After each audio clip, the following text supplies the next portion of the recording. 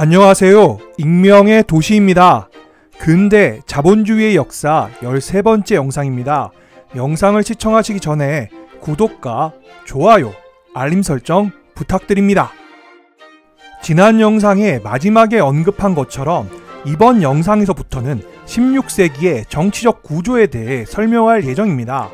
결론부터 말하자면 유럽에서 절대 왕정의 등장이 유럽 세계경제의 등장과 시기적으로 일치한다는 것이 역사학계의 공통된 시각입니다. 그렇다면 절대 왕정의 등장이 유럽 세계경제의 등장의 원인일까요? 아니면 결과일까요? 이에 대해서는 두 입장 모두 제각기 적절한 논거를 제시할 수 있습니다. 첫 번째 입장은 상업의 팽창과 자본주의적 농업의 발전이 없었다면 확대된 관료제적 국가 구조에 자금을 조달한 경제적 토대는 거의 마련될 수 없었다는 것입니다. 16세기의 국가들은 대규모로 수입을 거두고 분배하는 역할을 떠맡게 되었습니다. 그들은 세금, 관직 매매, 지대, 몰수 등을 통해서 다양한 국민 생산의 막대한 부분을 손에 넣었습니다. 이처럼 다양한 점유는 효과적이었습니다. 왜냐하면 예산은 얼마간 경제 상태에 따라 변화하고 가격 수준의 등락에 좌우되기 때문입니다. 그러므로 국가의 등장은 경제의 속성을 따르는 것이며 그것은 경제학자 슌페터가 다소 성급하게 추단했던 것처럼 우연적인 또는 방해하는 힘이 아니었습니다. 둘째, 국가구조는 그 자체가 새로운 자본주의 체제의 정치적 보증이자 중요한 경제적 버팀목 역할을 했다는 것입니다. 국가는 당시의 16세기의 가장 큰 기업가였습니다. 더욱이 국가는 상인들의 가장 중요한 고객이었습니다.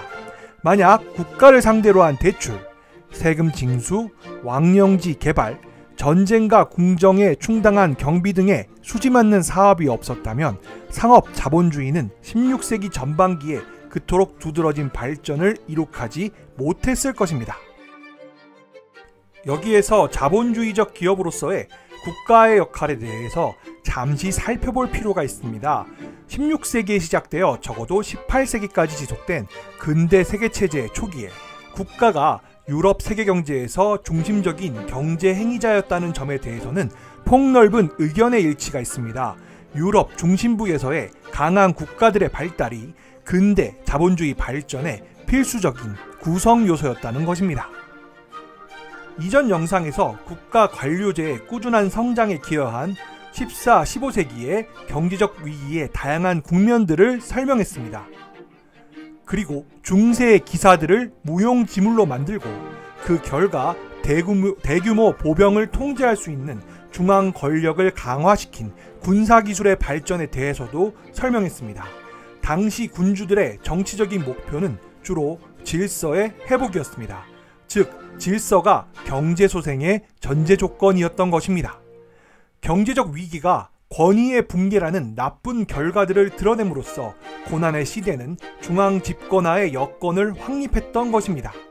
이는 중세 말의 질서의 붕괴로 인해 소지주들은 빈민과 마찬가지로 국내의 폭력으로부터 시달림을 받았고 빈민과 마찬가지로 평화와 안정을 원했는데 안정된 정부를 지지하여 경제 부흥으로부터 가장 큰 이익을 얻을 수 있다는 것을 깨달았다는 점에서 이해할 수 있습니다.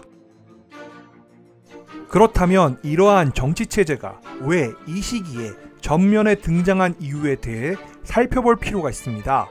14, 15세기의 경제적 위기로부터 야기된 질서의 붕괴를 회복시킨 소위 질서 회복자들의 최초의 추진력은 봉건제의 위기에서 나왔습니다. 조금 더 자세히 설명하자면 영주에 대한 경제적 압박은 농민 착취를 강화시켰고 결과적으로 농민 반란을 야기했습니다. 그리고 이는 귀족들 간의 내전을 초래했습니다. 약화된 귀족 계급은 상존하는 무질서의 위협으로부터의 안전 보장을 국왕에게 기대했습니다. 국왕들은 이런 상황을 이용하여 귀족들보다 한층 우월한 부와 권력을 누리게 되었습니다.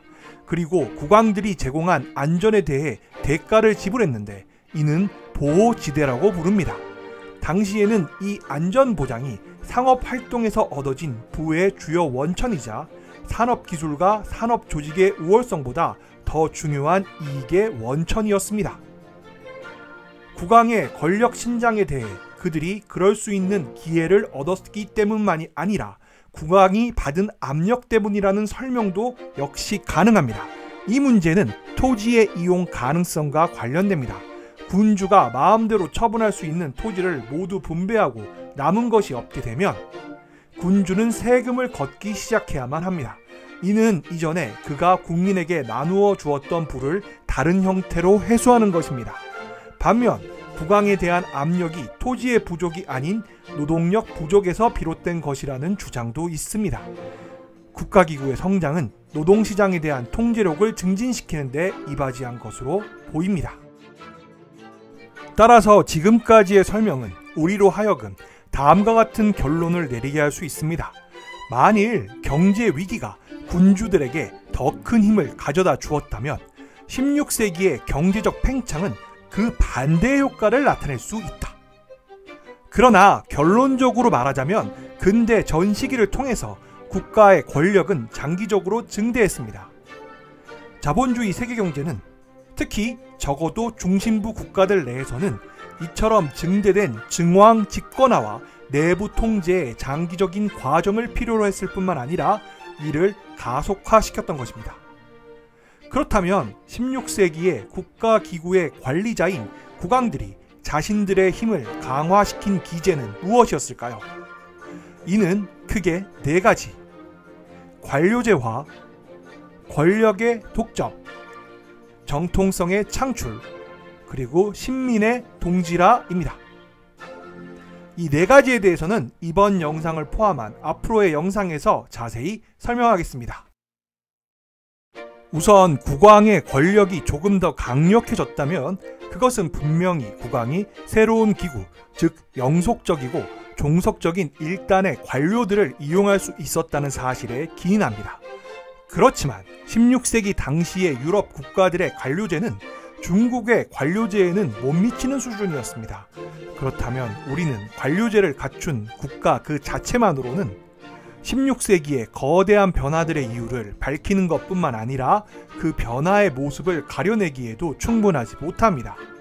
그렇지만 국가 관료제의 발달은 결정적입니다. 이는 차후의 경제정책이 국가 구조를 거치지 않고서는 쉽사리 결정될 수 없도록 만들어 정치적 게임의 규칙을 근본적으로 바꾸었기 때문입니다. 다시 말하지만 16세기의 유럽 국가들의 관료기구는 분명히 오늘날 국가들에 비해 규모가 작았습니다. 그럼에도 불구하고 규모와 구조면에서 이 시기는 중세 말과 비교하면 분명한 질적인 발전을 보여주었습니다. 그렇다면 국왕들은 관료들을 어떻게 확보했을까요? 그냥 국왕은 돈을 주고 관료를 샀습니다. 당시 국왕에게는 대리인들이 없지 않았습니다. 국내에는 행정가, 군사의 기능을 수행한 사람들이 있었습니다. 그러나 그들은 국왕에 종속되어 있지 않았으며 자신들의 이해관계나 또는 그들의 동료와 가족의 이해관계에 따른 반대 압력에 직면할 경우 국왕의 뜻을 수행하지 않아도 그만이었습니다. 따라서 국왕은 평범한 출신의 사람들에게 관심을 돌렸으며 그들은 봉급을 받는 정규직이 되었습니다. 이것을 가능케 한 주요한 관행은 관직 매매로 알려져 있는 것입니다. 그러나 재정적인 공평무사와 보편적인 충원의 규범에 기반을 둔 전형적인 관료제와는 다르게 이러한 형태의 관료제는 의심할 나위 없이 제한된 국왕 권력을 예고하며 국가의 수입이 관직을 매입한 이 관리 집단에 대한 증대된 보상으로 전용된다는 것을 의미합니다. 그러나 과거의 봉건제와는 다르게 관직 매매는 국가체제의 상대적 우월성을 가능케 합니다. 왜냐하면 관직 매매는 흔히 절대군주에게 유리한 것이기 때문입니다. 국왕들은 현실적 대안들 중에서 정치적인 선택을 했습니다. 관직 매매에 기반한 관료제가 아닌 합리적인 관료제를 수립하기 위해서 국가는 이 관료기구가 들여오게 될 자금과는 다른 좀 더 중요한 자금의 확실한 원천을 필요로 했습니다. 연구에 의하면 16세기의 군주들은 이후의 정부들과는 다르게 그들의 수입의 일정 부분을 이자에 대한 보증으로 설정하지 않고서는 채권을 발행할 수 없었다고 합니다. 이는 일종의 순환고리에 걸려있는 셈입니다. 이러한 방식으로 자금을 조달할 수 있으려면 먼저 보다 강력한 국가기구를 창출해야만 했기 때문입니다. 즉, 합리적인 관료제를 수립하기에 앞서 관직 매매를 기반한 강력한 국가기구를 창출해야만 하는 것입니다. 관직 매매는 즉각적인 수입과 관료진을 동시에 제공하는 이점이 있었습니다. 물론 이것에는 부작용이 있는데 관직을 사들인 이기적인 관리 집단이 발달한다는 것입니다. 분명히 관직 매매는 악순환을 만들어내는데 그러한 악순환 속에서 비대해진 관료제는 국가의 수입을 먹어치우고 부채를 증가시키면서 국가의 재정적 수요를 더욱더 늘어나게 했습니다. 이 문제 해결책은 그 순환을 상향적, 나선형으로 변형시키는 것이었는데 그렇게 되면 관료기구가 충분히 효율적인 것이 되어 그 기구의 유지비용보다 더 큰 잉여를 국민에게서 짜낼 수 있었습니다. 어떤 국가들은 이 일에 성공했고 어떤 국가들은 실패했습니다. 양자를 가르는 결정적인 요인은 이전 영상에서 설명했던 세계 경제 내에서의 그들의 역할이었을 것입니다. 그렇다면 이 악순환을 해소시킬 상향적 순환은 어떤 방식으로 작동하는 것일까요? 시간을 잠시 중세 말기로 돌려 당시에는 국왕들은 귀족에 대한 경제적 압박을 가하였고 이를 통해 얻게 된 자금으로 국왕들은 하나의 관료 집단을 사들이기 시작했습니다. 이를 통해 국왕들은 더 많은 과세를 걷어들이고 더 많은 돈을 빌릴 수 있었습니다. 특히 세계 경제 내에서 경제적인 변화가 잉여의 불균등한 분배를 확고히 하는 방식으로 진행된 지역에서는 국가들이 세금을 부과하고 돈을 빌리기가 더 용이했는데 이는 자금 소유 집단이 그들의 미래에 대해 긍정적인 확신을 갖고 있었기 때문입니다. 이렇게 증가한 수입은 국가가 그들의 강제력을 강화할 수 있게 해주었고 그 강제력은 다시 국가의 강제 잠재력에 대한 확신을 증대시켰습니다. 이는 국채, 즉 적자 국가 예산의 출현을 가능하게 했습니다. 국채는 고대 세계에서는 알려져 있지 않았으며 중세에는 중앙정부의 취약성과 왕위 계승의 불확실성 때문에 불가능하였습니다. 이 국채는 16세기 프랑스의 프랑스와 1세 체제에서 처음 나타났습니다. 물론 이는 오늘날의 우리와 같은 국가의 관점에서 보는 것이고 실제로는 르네상스 시대의 이탈리아 도시국가들에서 시험되었습니다. 예를 들어 이탈리아의 도시국가였던 피렌체에서는 1303년에 사소한 액수에서 1427년에는 피렌체 주민 전체의 재산 총액과 거의 맞먹을 수준의 국채를 발행했습니다.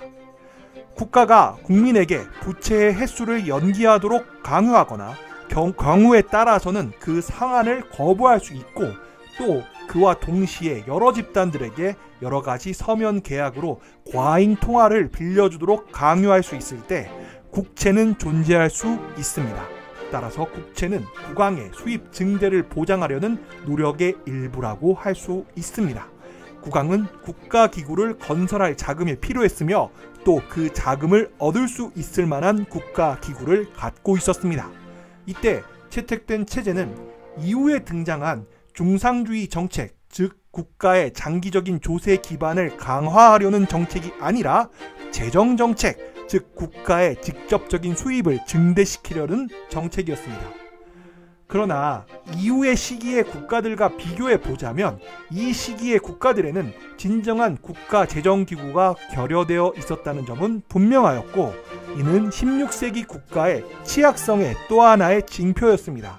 이를 역사학자 페르낭 브로델은 다음과 같이 설명합니다. 거대한 국가들은 아직 납세자 대부분과 전면적인 접촉을 하지 못했고 따라서 그들을 임의로 착취할 수 없었습니다. 그러므로 세무상에 따라서 재정상의 약점을 안고 있었습니다. 이탈리아의 몇몇 지방 이외에는 16세기 말에 국가들은 아직 국고나 국립은행을 가지지 못했습니다. 그러나 브로델이 언급한 것처럼 국가가 재정의 조종자로서 취약성을 안고 있었다고 해서 국가가 경제적 행위자로서 단 국가의 경제적 목적을 추구하는 특별한 능력을 지닌 행위자로서 국가의 자율적인 관심이 증가하고 있었다는 것을 부인할 수는 없습니다. 그렇다면 국왕이 관료기구를 통해 얻게 된 잉여 자금은 어떠한 용도로 사용되었을까요? 이에 대해서는 다음 영상에서 계속 이야기하겠습니다. 이번 영상은 여기까지입니다. 지금까지 시청해 주셔서 감사합니다. 이상 익명의 도시였습니다. 여러분의 구독과 좋아요, 알림 설정은 영상 제작에 큰 힘이 됩니다.